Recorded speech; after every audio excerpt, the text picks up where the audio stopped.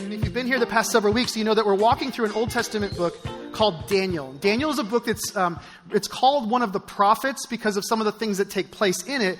But the book of Daniel, what we're seeing, actually answers a significant question for us today. And here's the question that we've been answering the past several weeks, and this is it. How do you and I live as a person who loves and follows Jesus in this cultural moment? In other words, how do you and I live our faith out? How do we live as people of the gospel? How do we live as Jesus followers and retain our identity as the people of God in a culture like today? How do we engage our culture? How do we love our city? How do we do the things that I just talked about? How do we live robust lives in our city and not lose our identity and actually influence it for good and influence it for God? How do we do that? John Tyson writes this. He says, Jesus' vision was that we would be a city on a hill, talking about the church, that we'd be a city on a hill, and that people would see our good deeds and glorify our Father in heaven of their own accord, irrespective of the laws on the books, the rulings of the courts, or the leaders in power. And I love this next sentence. He says, his heart was that we would influence culture through redemptive participation in the context of communities in relationship. Conversely, he also warned that if we lost our saltiness, we'd be good for nothing but to be trampled underfoot. Maybe this is what we're experiencing now as his people. In other words, Jesus' followers living in community together, engaged in culture, are supposed to be difference makers. That's the point of what he's saying, right? The way that we live is intended to influence. The way we live our lives out is intended to make a difference. And that happens whether or not you and I have positional authority or not. Whether or not people say, oh, you're in a position of influence, why don't you come dictate these things? It happens regardless of that, or irregardless of it. It happens whether or not we have cultural agreement. Like whether or not culture agrees with us or not doesn't really matter. We still are called to influence, and it doesn't matter whether or not we are in the majority or the minority. We just are called to do this. What we know is that this does not happen if we hide. If we privatize our faith, if we just say, well, this is my thing, and I don't, it doesn't have any public ramifications, then we never influence culture. We know that it doesn't happen if we're just swallowed up by culture. We just become the culture around us. We understand, and what we've been looking at the past several weeks is that we are called to live full lives, engaged in culture and society around us, but at the same time, we're called to not lose our identity as the people of God. It's a third way to live that Daniel is presenting to us. But that immediately lands us on this question, well, then how do we do that? Because that's really complicated. And just like all of you, I don't find this easy. I look and go, how do we live as people of influence, fully engaged, and not just get absorbed by culture? How does it happen? And I think this is where the power of the book of Daniel really arises and where it intersects our lives in a very dynamic way. And I love this because if you notice this, Daniel and his friends, if you've been here through this series, you'll notice that they are not professional Jesus people or Yahweh people. You notice they're not professional pastors. They're not professional prophets. They aren't professional ministers. I love this about them. These individuals are individuals who are doing jobs just like everybody else. I mean, they've got a job in government. They've got a job in middle management. They've got spreadsheets. They've probably got some sort of ancient version of Excel that they've got to keep up with. They've got lives. Like Daniel and his companions, these guys are reading about, they're just doing life. And they've got a 9-to-5 thing just like we do, right? And so I love that about them, that what they're modeling for us is people who are regular people. Not only that, in this particular moment, they don't have circumstances that are ideal. Their circumstances are the kind in which if you make a mistake, you're torn limb from limb or you're thrown in a fiery furnace, right? There are times for us we go, man, how in the world am I going to be a person of influence when culture just seems to be shifting so rapidly, when it seems so complicated and sometimes just seems so oppositional?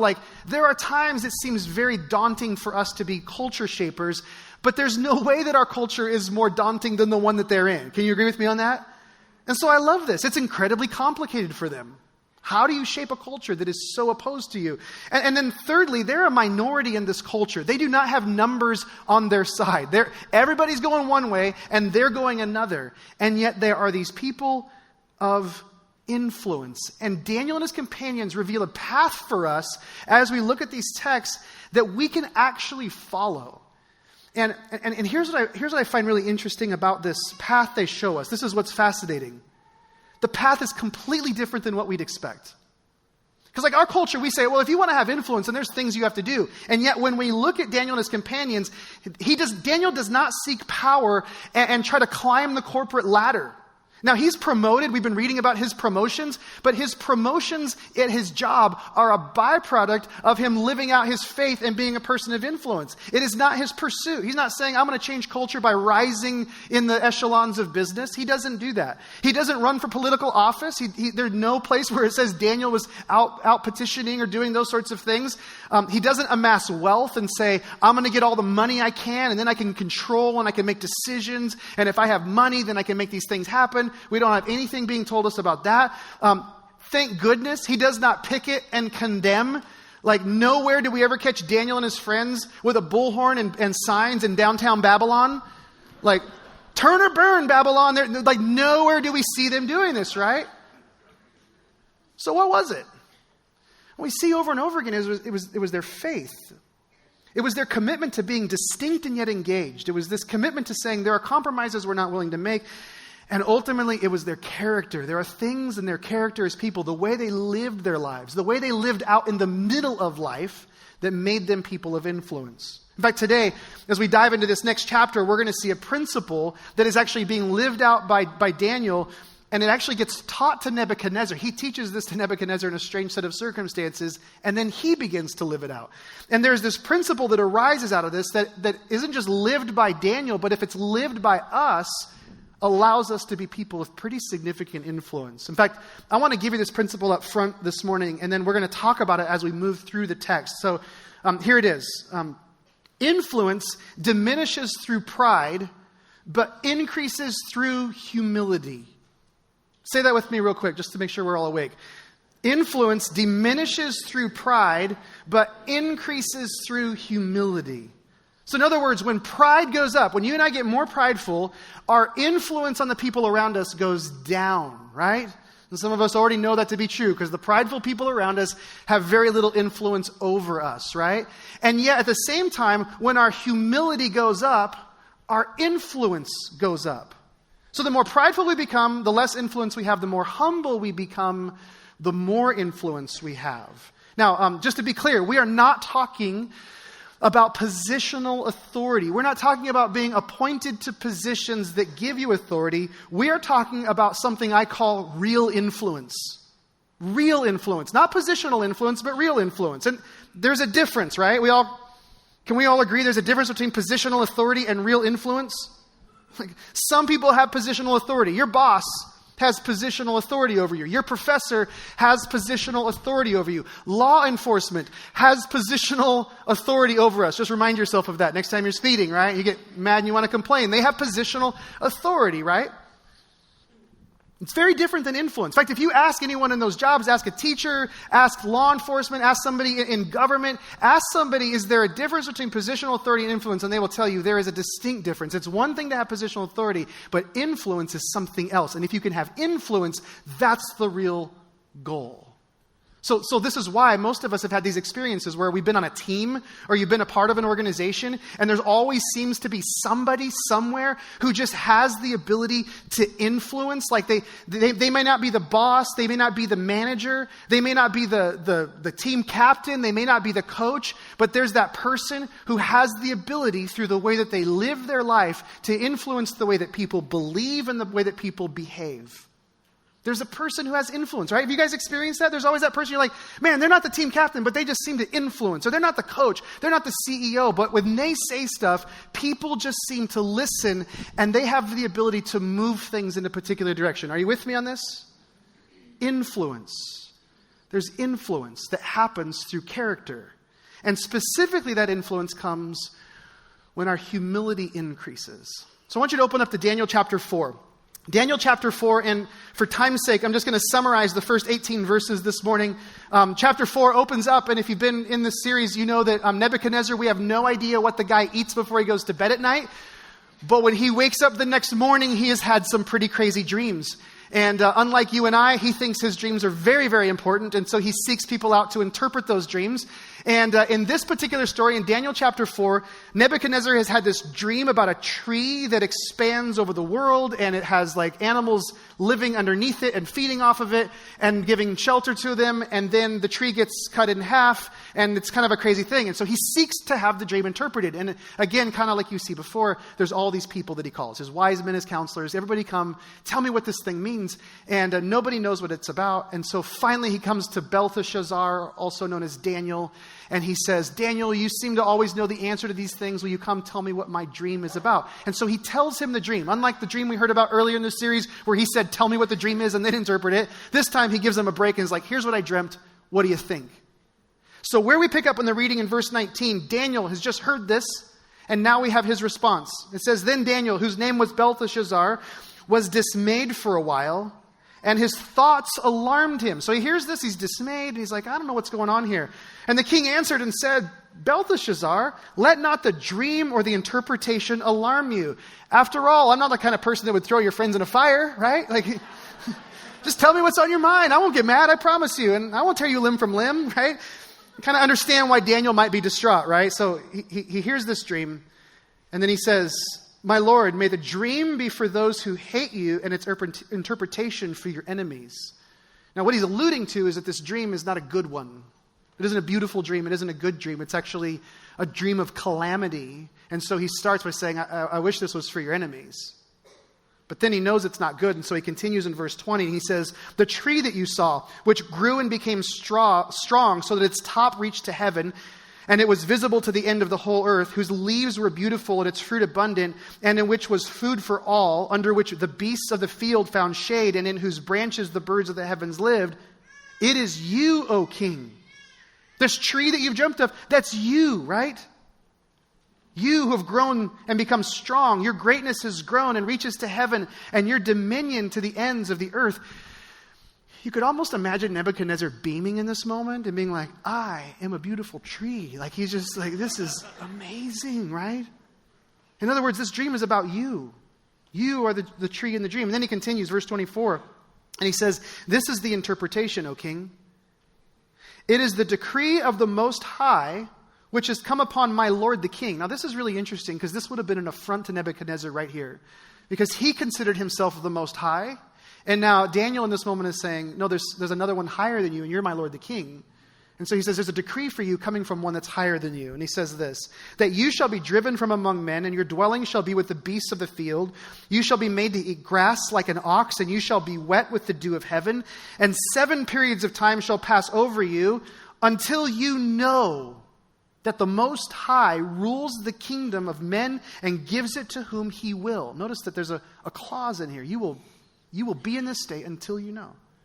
And as it was commanded to leave the stump of the roots of the tree, your kingdom shall be confirmed for you from the time that you know that heaven rules. So something's going to happen when you realize this truth that needs to be in your heart. So he says basically this, Nebuchadnezzar, you are amazing, but you are about to be less amazing. In fact, what he's alluding to is the fact that Nebuchadnezzar would actually have some sort of mental breakdown. He would lose his mind. Historians and scholars all agree that Nebuchadnezzar isn't just humbled in this moment, but that he literally becomes like an animal. He loses his faculties, that out of this like sort of narcissistic moment, he begins to live this crazed life out in the wilderness. Like the king of Babylon, the most powerful person on the planet at that time, goes to live this way until you know that God rules the kingdom of men and gives to whom he will. So Daniel basically says, Nebuchadnezzar, you're going to be humbled until you submit to the idea that you are not the one in charge, until you humble yourself. And then he continues, and he's going to encourage him, and he says in verse 27, therefore, O king, let my counsel be acceptable to you. Break off your sins by practicing righteousness, and your iniquities by showing mercy to the oppressed, that there may perhaps be a lengthening of your prosperity.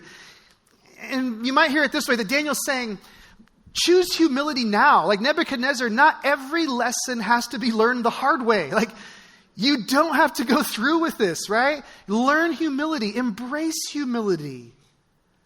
And I love this because while Daniel teaches it, he also lives it, doesn't he? You notice, like he says, "O king, like may my counsel be acceptable to you." I mean, there's this approach that Daniel has to this individual that is incredibly inspiring. He's not pompous. He's not arrogant. In fact, he isn't even excited that the king is going to finally get what's coming to him. When you think about this from Daniel's perspective, a guy who was ripped from his homeland, he was stripped of his culture, his friends have been threatened, he lives this life almost as a slave, but not quite a slave. He lives in this environment, and now he gets this word, this vision that the king who rules him is going to have his demise. You would think there'd be like a little smirk on his face. And yet there doesn't seem to be any. There's like no celebration. And Daniel, in all of his humility, he literally says, this isn't about me. This is like, he wants what's best for this guy. And he delivers the truth in total humility. Notice what happens. It says in verse 28 that all this came upon King Nebuchadnezzar. So in other words, he didn't listen to Daniel's appeal. Didn't listen to what he had to say. And then it says in verse 29, at the end of 12 months, he was walking on the roof of the royal palace of Babylon. And the king answered and said, is not this great Babylon, which I have built by my mighty power as a royal residence and for the glory of my majesty? And while the words were still in the king's mouth, there fell a voice from heaven, O King Nebuchadnezzar, to you it is spoken, the kingdom has departed from you, and you shall be driven from among men, and your dwelling shall be with the beasts of the field. You shall be made to eat grass like an ox, and 7 periods of time shall pass over you, until you know that the Most High rules the kingdom of men and gives it to whom he will. And immediately the word was fulfilled against Nebuchadnezzar. He was driven from among men. He ate grass like an ox. His body was wet with the dew of heaven, till his hair grew as long as eagle's feathers, and his nails were like bird's claws. Kind of a nasty picture, isn't it? So he surveys his kingdom. He's like, man, am I just amazing? And then suddenly in that moment, he loses his mind, and he's cast out of his kingdom. And literally, he is out living in the wild. He becomes like an animal. And then what's really interesting about Daniel is Daniel allows Nebuchadnezzar to speak to the narrative. And so what we read next is actually the words of Nebuchadnezzar in the book of Daniel after these events. So verse 34, it says, at the end of the days, I, Nebuchadnezzar, lifted my eyes to heaven, and my reason returned to me. In other words, I started seeing things clearly again. And I blessed the Most High, and I praised and honored him who lives forever. For his dominion is an everlasting dominion, and his kingdom endures from generation to generation. All the inhabitants of the earth are accounted as nothing, and he does according to his will among the host of heaven and among the inhabitants of the earth, and none can stay his hand or say to him, what have you done? Now, what has God done to Nebuchadnezzar? He's humbled him, right? He was humbled. He comes to this point where he truly recognizes and he repositions his heart in a way that says, God is the one who really rules over me, and I don't have the control that I thought I had. I mean, he's a guy, when you think about this, who considered himself the Most High, the most powerful man on the planet, and now he calls God the Most High. Here's a guy who demanded the worship of others, and now he's worshiping the God of the universe. Here's an individual who is obsessed with his own greatness and his own kingdom, and now he's celebrating a kingdom that he says, that kingdom goes way beyond my kingdom ever will. Like, he just sees with new eyes, and his heart is being changed because of this. And I love the last part where he says, all the inhabitants of the earth, they're counted as nothing. It's like he's saying, listen, none of us matter. He like levels himself down and he goes, do you understand? Like, I'm not that big of a deal. None of us really matter in comparison to God. He was humbled. When I was in college, I was kind of getting my life back on track and beginning to like follow Jesus and starting to realize like there was more to life than the stuff I was doing. And so that season was filled with summits and valleys, no pun intended, but there were highs and lows. And during that season, my college pastor, a guy named Rob Williams, I'm just indebted to him because he just was there alongside of me. And then he connected me. He actually manipulated me into this relationship with a guy named Brad Henry. And he made it seem like it was just happenstance. It turns out they had planned it all along. But this guy, Brad, was going to start mentoring me. And so I would meet Brad in the mornings. There were mornings on certain weeks when I would go meet him at this place called Java City on 35th Avenue in Phoenix. And I'd meet him before school and before work and before internships. I would go hang out with him for like an hour. And he would just tell me about his life. And his life was nuts. In fact, Brad was a college athlete. He was a runner. He ran at Bucknell. He had a full ride scholarship. And when he was on the team there, he went to a party one night. And he smoked some marijuana that was laced with something. Somebody had put something else in it, some other sort of chemical or drug. And all of a sudden, while he's at the party, his heart starts beating incredibly fast. And so somebody rushes him to the emergency room. He goes in there, and they discover what he has taken in, the chemicals he's taken in. And the doctor said to him, if you weren't the athlete that you are, you would be dead right now. However, this has damaged your heart, and for the rest of your life, there's a medication that you're going to have to take because of the damage that's been done. And so he prescribes this medication, and then says, but you can no longer run. Like, your running career is over. Like, the damage that was done in this moment. And so Brad lost his scholarship and lost his opportunity to run, and just his whole identity was stripped from him. And this is the kind of person he is. He kind of thought about life, and a couple years later decided he was going to be an airline pilot. And so he becomes a 747 pilot. So he kind of turns from that and goes and does this. The problem is, one night he's doing a layover, and I don't know if it was like Chicago or New York, but in one of those cities, he's doing a layover one night, and in the morning when he wakes up, he can't get his nose to stop bleeding. And so he finally goes to a doctor, goes to like an urgent care type place, and the doctor starts looking at it, and he goes, well, there's this medication that you're on because of the heart and the thing that happened in college, that's causing this right now. And so, here's what we can do to stop this or fix this. Well, what the doctor didn't tell him was that drug was banned by the FAA. And then without telling him, that doctor, after he left, contacted the FAA and said, this pilot is using this illegal banned substance. And so as a result, he lost his career as a pilot. Now, Brad is like a serial entrepreneur. You know what I'm talking about? Like, the guy just creates stuff. And so after that, he's like, well, you know what? Then I'm going to start my own business. And so he started all these different businesses. And we would sit and have coffee in the morning. He would tell me about the crazy things that he's done. In fact, one of the craziest that I loved was at one time he decided to package like suntan lotion inside of coconuts. And so he got factories around the world to do this, and then sold these lotion-filled coconut things, whatever, with this stuff. I don't even know how the thing worked, but it was this thing that he did, and he sold at all these different resorts. It didn't take very long for people to realize that the coconuts, when they were in the luggage, in the airplane going home from whatever place, that they would explode because of the pressure and ruin everything inside. So there was a class action lawsuit, and he lost everything that he made. I mean, literally, this guy, every time, everything he ever gained, he would just lose it. He lost everything. Just his whole story, even from his childhood, he lost his father to a massive heart attack when he was 8 years old. I mean, the guy just would lose everything. And I remember him telling me about this moment when he was in the Las Vegas desert at a place that I don't need to talk about in church, when he hit rock bottom and he realized, my life is absolutely going nowhere. And he was in the wilderness and he was living like a beast. And he came out on the other side and he discovered who Jesus was. And he started to turn his life over and humble himself. And I'm sharing this with you to say there's something about sitting across the table from somebody who has lost everything. And they've come out on the other side. And they're still alive. And there's something, when you look in their eyes, there is this peace and there is this resiliency and there is this hope that you find in a person who has gone through this. A hope that comes when somebody has experienced true humility. And isn't it interesting that when you and I meet somebody who's gone through stuff like that, when they sit down with a cup of coffee and say, hey, can I just give you some advice on life? Isn't it interesting that they have way more influence than the average person does? Humility increases influence. A person's humility increases their influence. Let me just read on. Verse 36, Nebuchadnezzar continues. He says, at the same time, my reason returned to me, and for the glory of my kingdom, my majesty and splendor returned to me. And my counselors and my lords, they sought me, and I was established in my kingdom, and still more greatness was added to me. Do you hear what's happening? He was humbled, and his influence increased.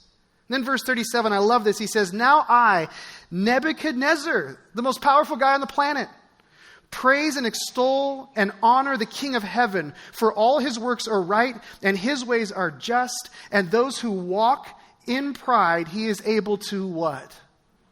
Humble, right? His ways are just and he will humble people who walk in pride.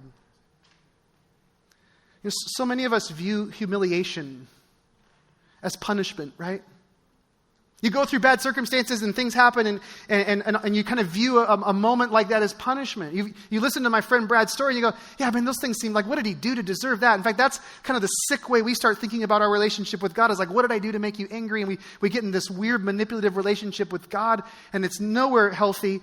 And maybe in the moment you feel like it's punishment, but the truth is, what if it is actually a gift? What if the humiliation is a gift?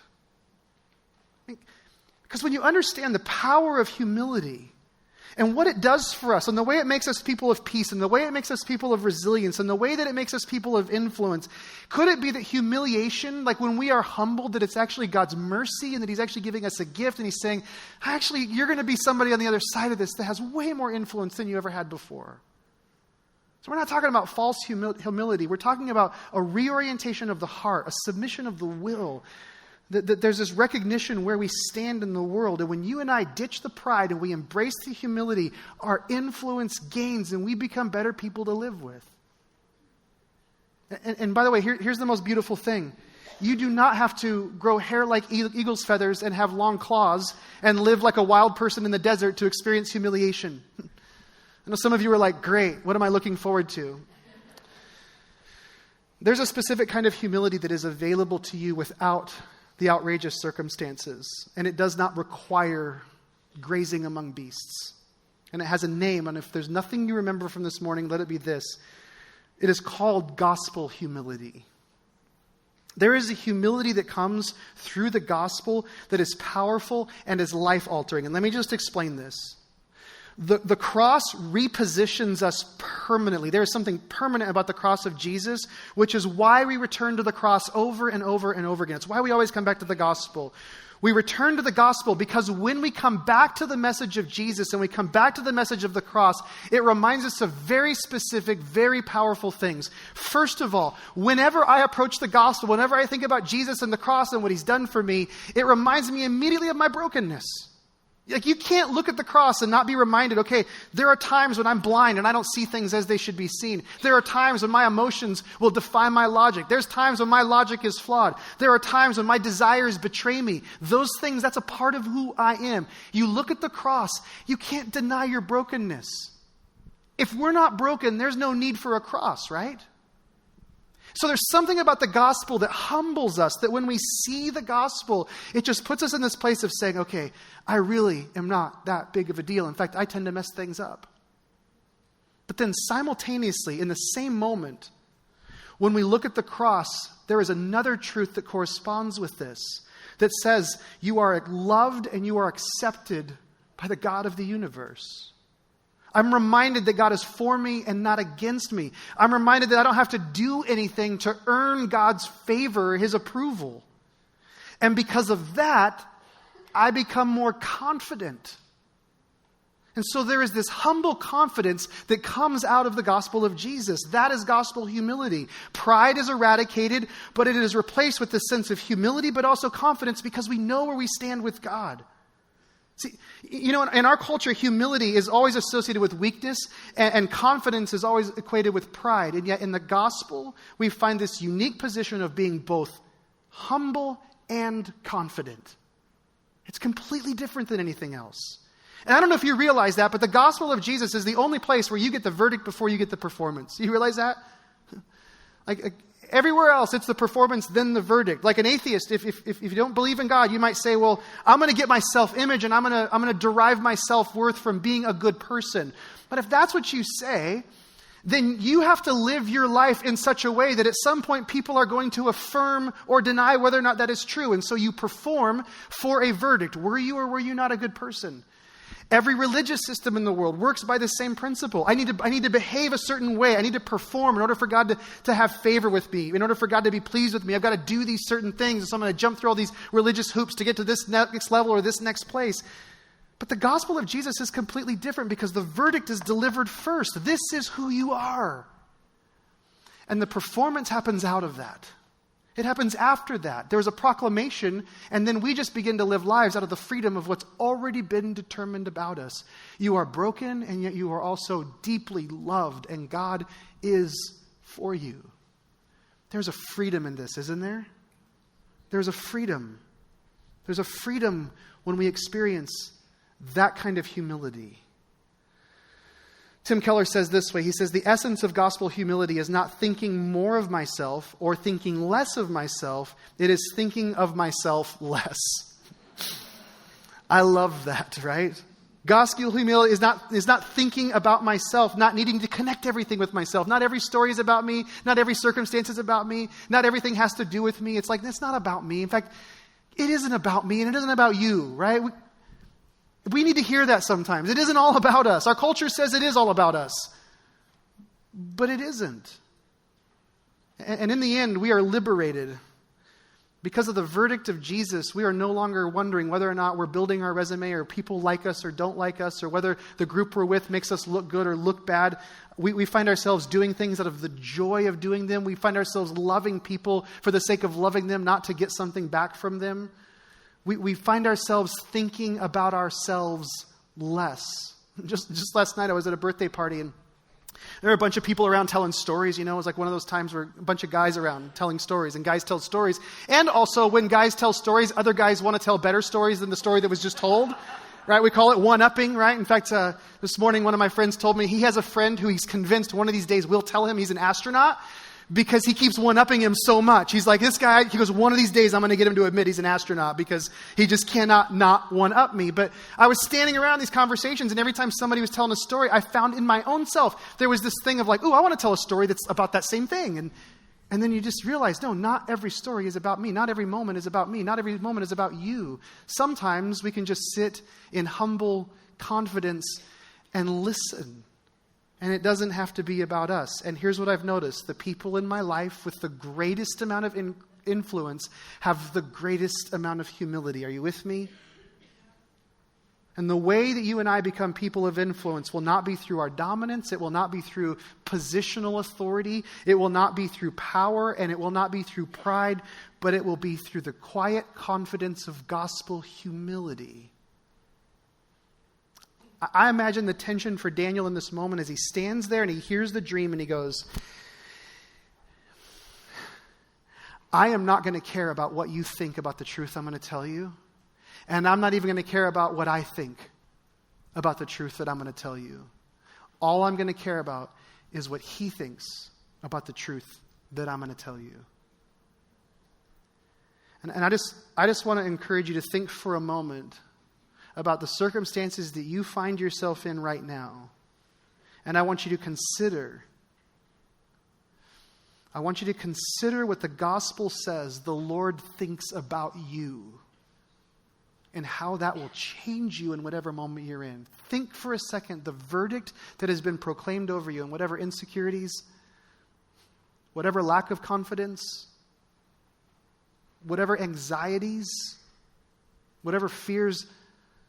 Those things change when we realize, yes, we're broken, but we are also deeply loved. Amen? Amen. Would you stand with me? As you stand this morning, I want to mention something just briefly that we are a praying community. When we live this life of Christian faith, we believe in prayer. We believe prayer is powerful. We believe that we should pray for people and pray with people, which is why every week there's folks that are on our prayer team that really feel gifted and called to pray for you. And in fact, they pray during our services. They pray all the time. And oftentimes they're available after the services to pray with. And then they stand down here really awkwardly as we all walk the other way, right? Because we're like, oh no, first of all, going to be prayed with up front, you're like a salmon swimming upstream. That's really hard to do. And then secondly, if I go up front, then people are going to think I have problems bigger than I do. And the truth is, we already think you've got problems. So don't worry about what we think. No, but for real, I just want to say that we love praying with you and for you. And so on any given week, as you're hanging out and as you're leaving, if you want somebody to pray with you or for you, if you just need to get some advice, our prayer team is here to do that. And so I just encourage you to pay attention to who they are, what they're doing, and hang out for a minute, let people sneak out. They won't think you're weird, and then just come down front. Sound good? All right. We are a praying community. May you be men and women who experience gospel humility at its best. May you know the confidence and the peace and the joy that comes when you are humbled, not by your circumstances, but by what Jesus has done for you. Amen. Amen. Love you guys so much. Have a great, great Sunday, and we'll see you guys next week. See you later.